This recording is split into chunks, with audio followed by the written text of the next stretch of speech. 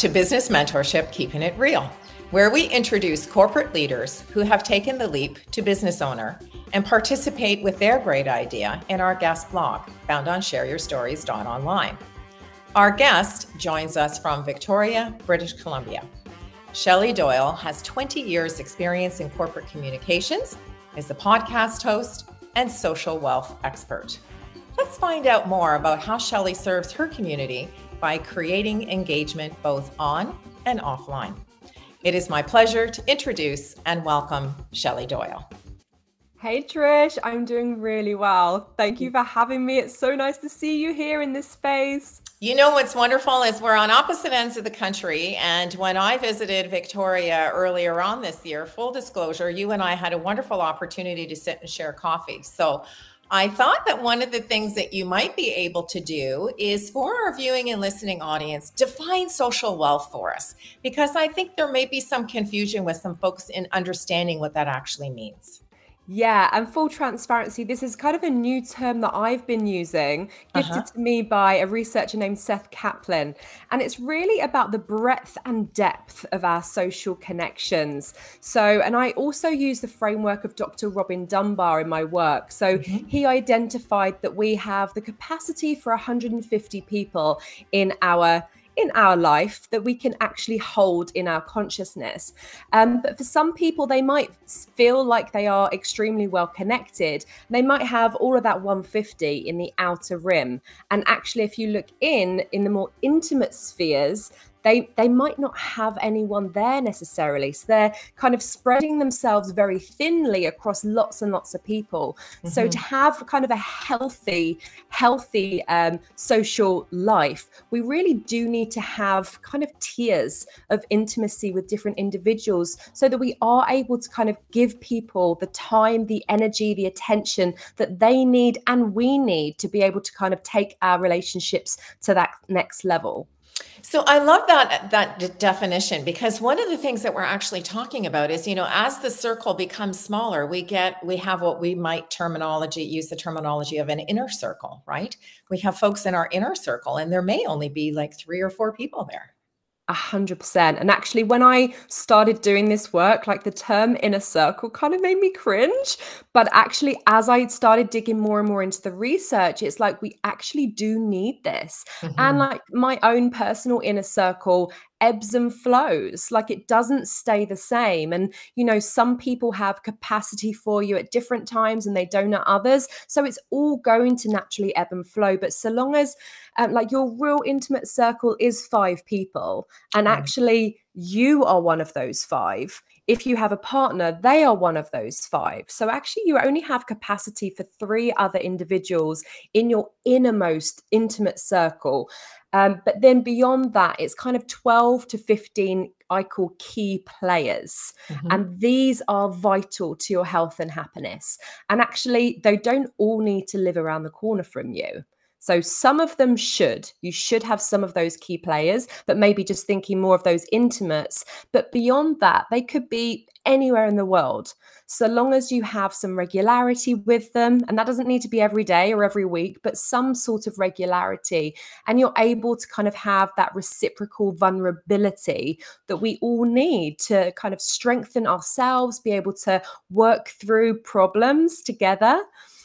And yes, something I was talking in a keynote this week about coaching, and actually the coaching industry is thriving, huge industry, whereas loneliness is actually also on the rise. And I do wonder if we all got this completely right and we had the right people, a diverse mix of individuals in our lives, would we all need and have to rely on coaches as much? And as a coach myself, I'm kind of doing myself out of work by saying this, but I do think if we can get this right, then we can, like, all these people are trusted individuals around us. Right. So yes, we can speak to coaches, but actually coaches can be quite hesitant to give you kind of feedback. They're more like wanting you to give feedback, whereas kind of your friends and trusted connections, maybe they're acting more like mentors. And I know you're really big on mentorship, so it's like really thinking about those key players as our as our mentors around us. And that really brings me to a great point, because you actually had proof of concept, because 6 months prior to the pandemic, you were working with some individuals and started something called Wellbeing ERG within a corporate environment, right? Yes, yeah. And actually, prior to that, I did have a big office in Cardiff and we had offices across Europe, but my team was all in Germany. So I was working remotely, even though I was in the office every day at that time. And actually, it was kind of a bit of a lonely experience because everyone else was kind of in their teams that they would naturally be going to lunch. And it wasn't until I started speaking about well-being that I was really passionate that I started attracting other people that were also interested. So then we combined a team of 3 or 4 of us that then went to HR and proposed launching an employee resource group, an ERG it's known as, and instantly was agreed and we were given budget. And that really enabled me to then find my people in this organization. So then they were my lunch buddies, and then work didn't feel lonely anymore. And part of my research that I'm doing for my master's, which is very compelling, is saying that social connectedness enhances employee engagement. And actually, it doesn't necessarily matter if they are with colleagues. So long as you are socially connected and your social needs are met in life, whether that's in work or in your personal life, then your employee engagement is going to be heightened. Now, that's a really important point, because, a lot of us who are entrepreneurs may be solopreneurs, and so we work independently. But if I'm understanding correctly, what you're saying is we need to have a circle of either trusted advisors or mentors or even colleagues that we can sort of connect with at various different stages in our career, or even week or day, that can sort of help you to make that connection, right?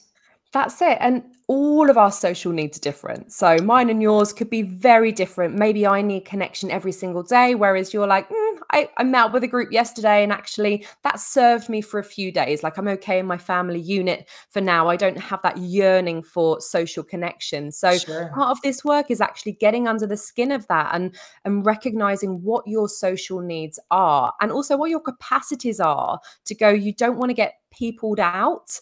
Like Right. if you know you've got a big event that day, maybe having a couple of days prior to that where you actually don't have a lot of social connection, so you're not depleted when you go into that situation.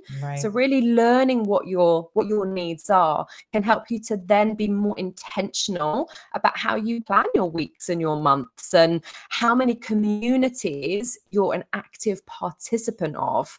And this is something I've been working on recently, like seeing how many communities I'm in. And a lot of the work is reflecting and seeing, is it still aligned with Sure. where you're at right now? And Right. if it's not, like being honest about that, because, people want you to be an active participant. They don't just Sure. want bystanders in their communities. So being honest and saying, I really love and appreciate this community and I really look forward to being an active participant again when I have the capacity to be. And that's a really important point, because what we're now talking about is engagement in those communities, because it's not about, the number of followers or the number of likes that we have on our social media posts. It's really about the engagement that we have in the communities that we participate with. Now, 100%. one Yeah. of the things that you talk about in your guest blog as an individual is that you have a high happiness set point. How are you able to maintain that? Because, we all have highs and lows and peaks and valleys in life. But I love the fact that you identified, even as a teenager, you had a high happiness set point. You're an extrovert, so you were able to make some wonderful connections with people. How are you able to maintain that? Is there a tip? Have you been able to identify a skill? Yeah, so I actually did the UC Berkeley Science of Happiness qualification just a few years ago. And happiness has been a curiosity for me, especially since having children, I think. But yeah, and it's peculiar because I did have quite an unconventional childhood. Like my father emigrated to the other side of the world when I was 11. It's quite a formative age. So I could have really felt resentment over that. But somehow I managed to keep this kind of really positive disposition. And in a way, I almost used it as as a way that it made me kind of more interesting. I was very well traveled from an early age. But I do think people do start with a certain set point for happiness, but then there is room for growth. So we can increase, we can change our kind of our baseline happiness through using these tools and strategies that, UC Berkeley really gifted me. A lot of it is attitude.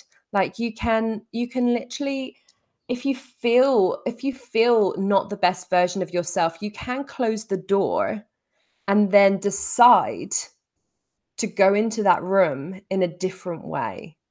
Open that door again and then see how you can be and feel just by kind of programming your mind. I also employ some silver meditation. I don't know if you've heard of that style of meditation. No. It's kind of a cross between meditation and hypnosis that you do on yourself. So you kind of take yourself down from 3 to 1. And then you give yourself direction. And it is kind of about programming your mind.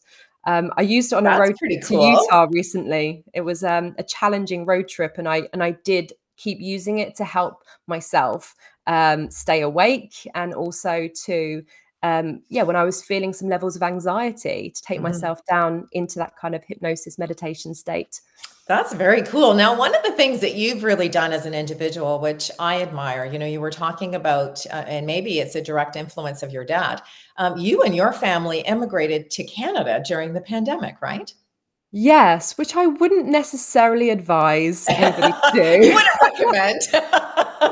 Not during a global pandemic, yes. Right. And like incredibly challenging. And I definitely questioned our decision multiple times before we left. Like we had a nice life in Wales. We had best friends living around the corner. I had my mum living 10 minutes away. We're like, why are we doing this? But I did really hear a calling, and I heard that this is going to be the making of you, and you've got to do this. And I don't want to be living with regrets. I want to be doing what I feel called to do. And, who knows, we might go back. We might go back there in a year or 2 years, or we might make this our home. We're kind of working about 6 months in advance right now. So we'll just see how it wants to unfold. I really love the sense of joie de vivre that you have, and the sense of, sort of opening the door to whatever possibilities that there are. Now, you've mentioned the tool with the meditation. Is there something that you can share with our viewing and listening audience who may be hearing you speak and say, wow, like there's got to be, I think maybe I'm hearing something too, but how do I connect? Like, how do we actually connect with that voice in our head, or the butterflies in the stomach, or however, one of us may describe that transitional change element? Is there something that you can sort of give people, a tool that would be practical to help them sort of make that connection? So thinking about the Dr. Robin Dunbar's number, this framework has been so pivotal for me, and really reducing the noise in our lives. And I think social media is a huge culprit for the fact that we are inundated with people. We inherit a lot of people from earlier versions of ourselves. So being very intentional about our social media use, limiting, and that really helps us to then start plotting the people in our lives. And actually, you will find by doing this, your natural impulses to connect with individuals will begin. And when you start connecting in this way, like I've had so many instances where I've connected with people and it's been their birthday and I've never even known it was their birthday, but it's like I'm tapping into individuals much more frequently now than I ever did before. And that's kind of helping me. And I think when we are, working from home, we're not exposed to people on the street, we're missing a lot of clues that would naturally be in our way. And maybe we're not following our impulses when we're out and about. And, we hear like, speak to that person, ask that person their name. And like, I don't know if you hear some of these impulses. So sometimes you follow through with them, and sometimes you're like, what would I say? I'm not going to say something like I'm going to feel foolish. And I would say, follow your impulse. You don't know where it's going to take you. Well, and I think that's a really great point to make about how you and I connected, because, one of the benefits of the Share Your Stories community is that we trust each other to introduce like-minded individuals so that we make a connection, right? So, and I love the way in social media, I think it was on LinkedIn actually, you shared sort of, you met an individual who then introduced you to an individual who then introduced you to somebody else who then introduced you to me. Yes. And so what's really wonderful is those great threads of connection and the great threads of trusting and obviously listening to our impulses about really reaching out and meeting with someone. Because, you know, true to your point, I think when we're children, we have no inhibitions to meet because, you know, we haven't fallen down enough and scraped our knees.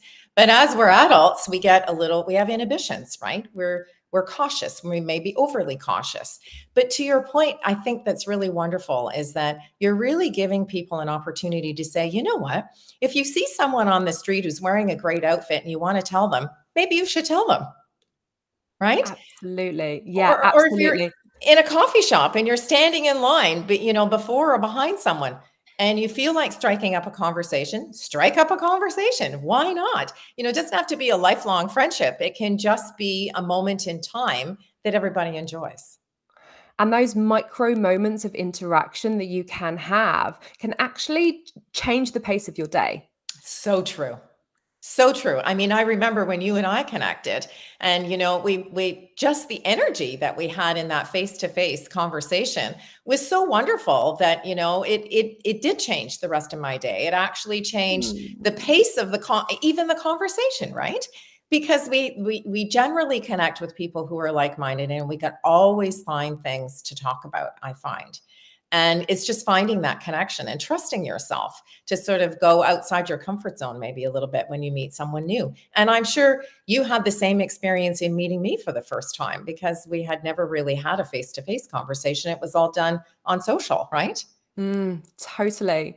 And part of this work is vulnerable. It is Right. vulnerable. But if you really want to enhance, elevate, and sustain your social wealth, you kind of need to be brave and bold and take some risks. And also understand that our brain makes up stories. So often you'll kind of think of someone and you'll see them flying in their career, and you kind of think that there's some kind of power shift between you. And just remembering that we're all human. And if you feel compelled to reach out. Like, they don't have to respond. And actually, part of my work, I always say to reach out without expectation. And the right people will come back to you. The right people will find you at the right time. That is so true. And you know, one of the things that we do in the guest blog is we get people to share 3 words of advice. So I'd like for you to sort of wrap up our conversation with our viewing and listening audience by telling us why remember, reconnect, and reflect are important to you in the work that you're doing, Shelley. So first off, remember.